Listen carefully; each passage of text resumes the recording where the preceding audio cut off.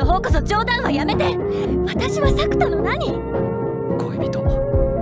だから一緒に背負う、翔子ちゃんの命を。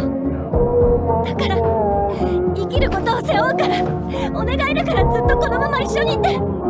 クリスマスが終わるまで私のそばにいて。電車に乗って行けるところまで行ってよ。